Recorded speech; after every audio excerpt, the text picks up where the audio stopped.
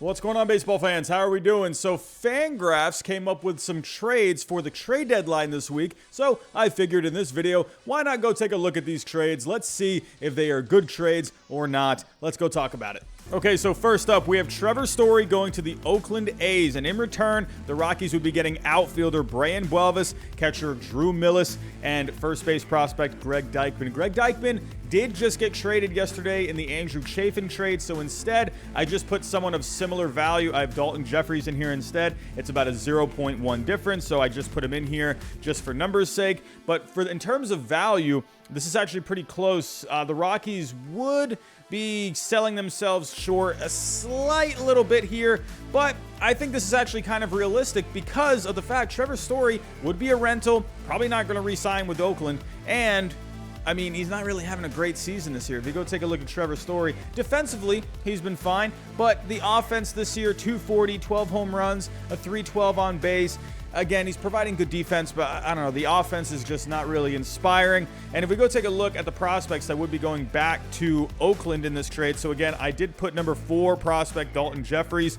Just for value, you could maybe put in someone else or maybe a couple other guys to make up that difference. We have number 11 prospect Brian Buelvis, and then we also have the number 28 prospect Drew Millis, a catcher. So I actually like this trade. I think this actually makes a lot of sense. So FanGraphs, you're off to a good start. You get a thumbs up for me. So next up, we have the Boston Red Sox acquiring Anthony Rizzo from the Cubs for prospects Noah Song, Chris Murphy, and Cameron Cannon. So here is the trade laid out as it is. This is very close in terms of value. I think this looks pretty realistic when you look at the values. However, for the Red Sox, this is going to, there's a catch here. For the Red Sox, they have a payroll as of right now, $208.9 million. They're very close to that luxury tax line. My personal belief is I don't think they're going to go over that luxury tax line. That's why they got rid of Mookie Betts. That's why they got rid of David Price, so they could help get themselves under that line so they're not having to continue to shell out money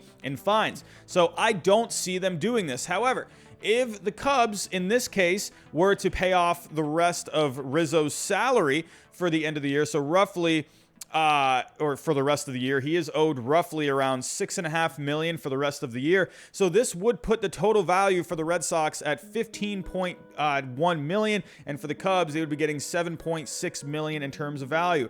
Now, if the Red Sox were to throw in another prospect here, I think you're maybe getting close. But I don't know, for the Red Sox, they don't want to go over that luxury tax line, and they're trying to rebuild that farm system as well. I could see them parting with guys like a Cannon or a Murphy, but I have a feeling that they're going to want to hang on to someone like a Noah Song. They drafted him out of Navy, and he is filling his obligation right now for flight school with the Navy right now. So that is something where, you know, he's not playing right now because he's fulfilling his duties with the Navy. And this is a really decent looking prospect, a 60 fastball, 55 curveball, 55 slider, 55 changeup. So I don't know if the Red Sox are going to want to part with him. They like him a lot. So I don't know. I just feel like realistically, this is probably not going to get done. I know Rizzo on the Red Sox makes a lot of sense. They could use a left-handed bat at first base, especially. Dahlbeck has been kind of pretty up and down this year. So Rizzo does make a lot of sense.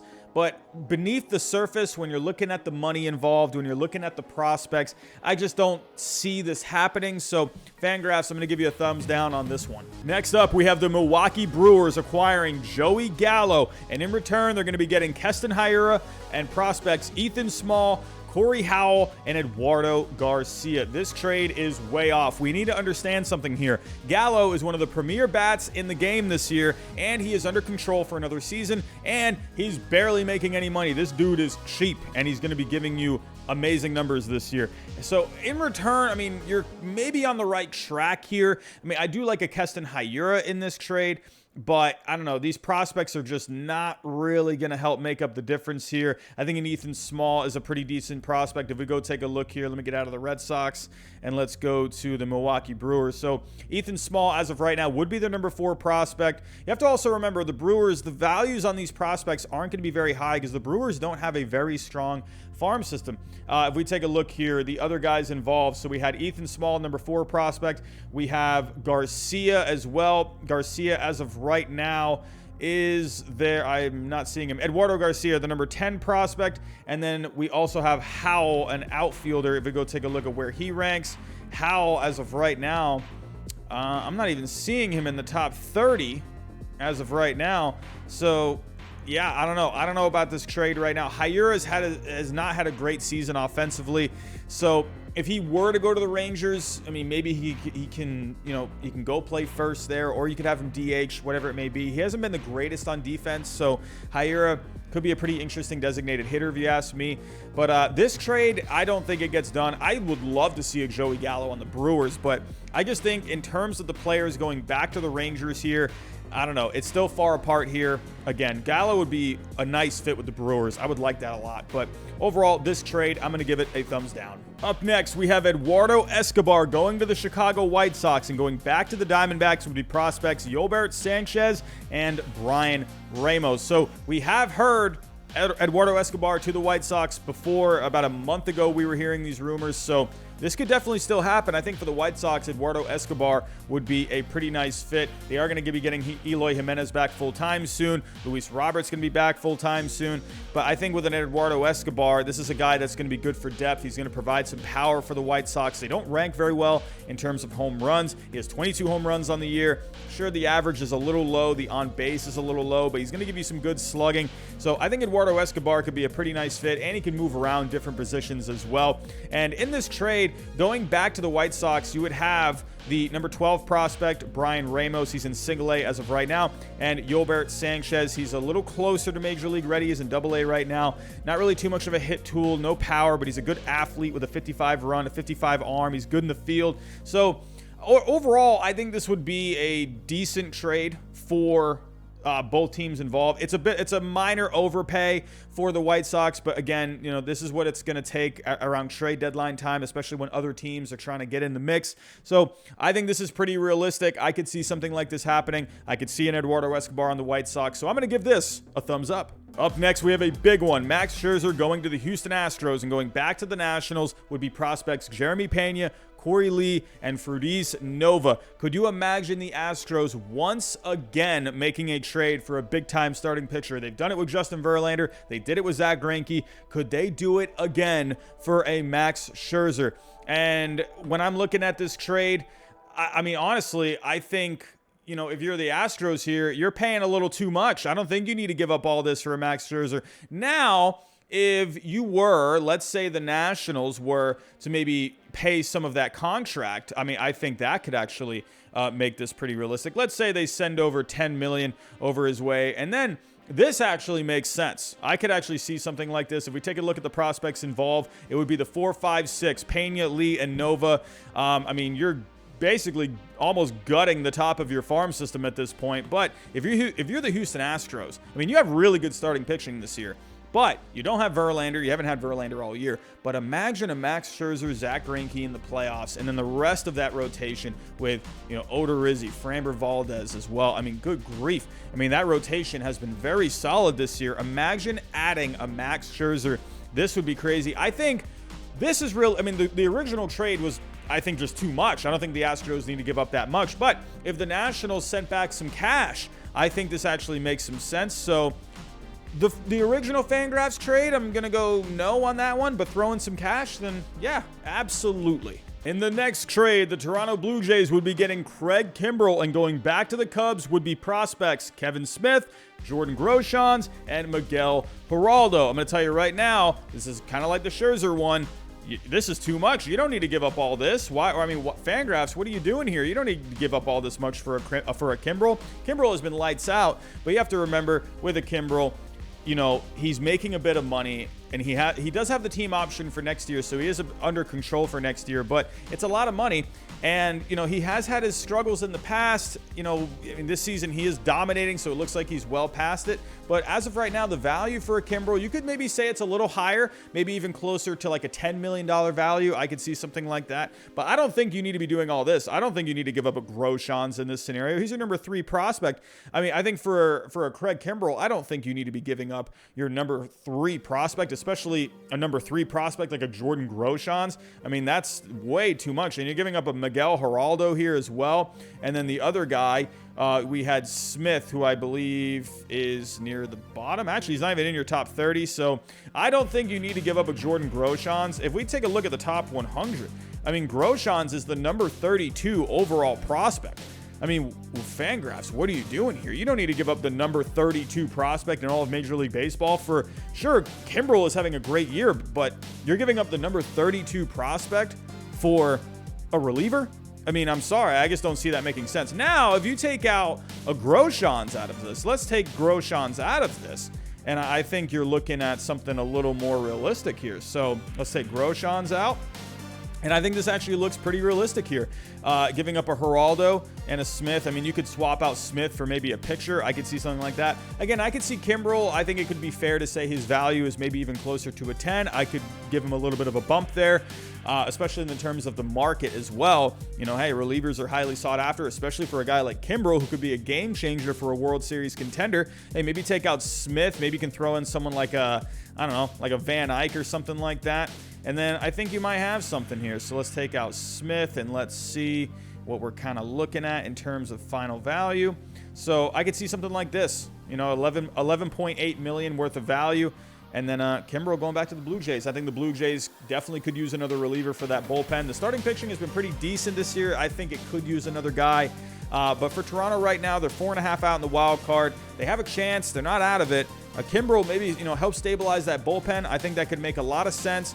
But yeah, the original trade, I'm definitely giving a thumbs down. You don't need to give up the 32 prospect in all of Major League Baseball to get Craig Kimbrell, as good as he is. I don't see it. I could see something like this, though. And here's an idea we have seen quite often. Chris Bryant going to the New York Mets, and in return, they're getting prospects Mark Vientos and JT Ginn. If we go take a look at the prospects going back to the Mets, actually, let's go take a look at the trade real quick. So for the Cubs, you're actually getting a little more here in value. I think if the Cubs maybe send back a little bit of cash, I think that actually makes a lot of sense. Let's say we, I don't know, throw in $3 million, something like that. And then if we do it, it's a moderate overpay at this point. I think this one looks a little more realistic. For the Cubs, they would be getting a couple of decent prospects. JT Ginn is the number 6, and Mark Vientos is the number 8 prospect, a power hitting third baseman. That could be your replacement for Chris Bryant down the road. I don't see any problem with that. But this trade, I think if you throw in a little bit of cash, I think this one's pretty realistic. So the FanGraphs one, hey, you were pretty close, but throw in a little cash and I think it gets it done. And last but not least, we have a huge trade for the Phillies. They're going to be getting Byron Buxton and Jose Berrios going back to the Twins. You have Spencer Howard, Bryson Stott, Francisco Morales, Jalen Ortiz, and Rafael Marchand. I mean, holy cow, this would be a huge trade. You're still, you have to understand here, Berrios has a big value. He's a young pitcher. He's having a good year. He's under control for next season. He's not making really any money. The market for starting pitchers right now is a little crowded out there, so that's going to bump his value up even more. And for Buxton, sure, I mean, this is a guy that's had a lot of health issues. He can't really seem to stay on the field, but when he's on the field, I mean, this is a guy who has all the tools in the world and is going to make your team better. And I think he actually would be a great fit with the Phillies. They just can't seem to figure out center field. Byron Buxton, could he be the answer? Could they get him right health-wise? I think he could be a good fit for the Phillies. But in this trade, I think you're going to need, I mean, this is a lot. You're giving up a Spencer Howard. Let's actually pull up the prospects here for the Phillies. So as of right now, you would be getting, I mean, Spencer Howard is already up at the major leagues now, but Bryson Stott would be their number 2 prospect. You're also going to be giving up Morales. Morales is your number 3 prospect in this scenario. And then Marchand as well. He's your number 4 prospect. So you're giving up 2, 3, 4 in this scenario. And then you're giving up Ortiz. And I think Ortiz is even in the top 30 here. Not seeing Ortiz even here, but I think you're not. I mean, this is a lot. This is a big. I mean, these 2 players right here hold a lot of value. Let's take out Ortiz. Let's take him out and let's see if we can put someone else in instead. So Ortiz, let's get him out of here, and let's go look at some of these other guys. Again, you're looking at a really good pitcher, one of the better young pitchers in the game as of right now, who is under control, and a very talented Byron Buxton. Now, if you took him out, so you're still around like what, 13 points away in value. So I mean, I don't know if they would get rid of an Abel at this point. I mean, Suarez, I mean, they need Suarez. That's not going to work. Could you get rid of maybe Garcia? Garcia at this point is the number 12 prospect. So I don't think they're going to get rid of Abel. They just drafted him recently. In this case, you're at 5 players right now. Maybe you could throw in one more guy to get this done. I mean, maybe someone like a Johan Rojas, something like that. If we take a look, Rojas, where are you at?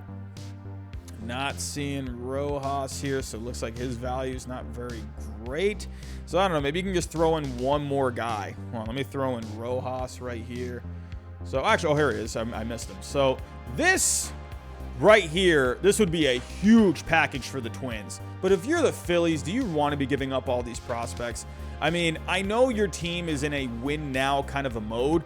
Do you go bring in these 2 guys, go for a World Series championship, go for the division this year? I mean, at this point, you're basically going for broke, and you're basically saying, all right, we're going for it now. We'll go worry about the farm system later. But at least in this case, you would be getting a Berrios for next season. You would be getting, Buxton. Maybe you can get him signed up to a long-term deal. I could see something like this, but I don't know. That's a tough pill to swallow if you're the Phillies, having to give up Stott, having to give up Howard, having to give up Morales, Garcia. And this is like your entire farm system right here. This is like basically all of your top 10.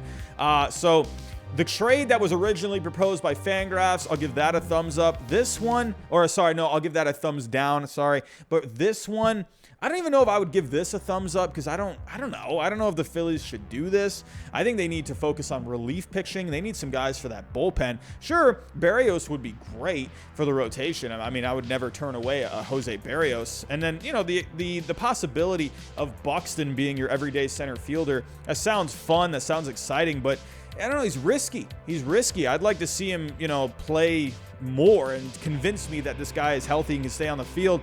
Overall, I just don't see this. This is a lot. I don't know. So in this whole scenario, I'm going to give it a thumbs down. But could you see it? Could you see Dave Dombrowski go make a move like this? Absolutely. As a Red Sox fan, I saw this kind of stuff all the time. But yeah, let me know what you think down below in the comments. What do you think of these trades? Let me know. But that's all I have for right now. Thanks for watching, and I'll talk to you next time.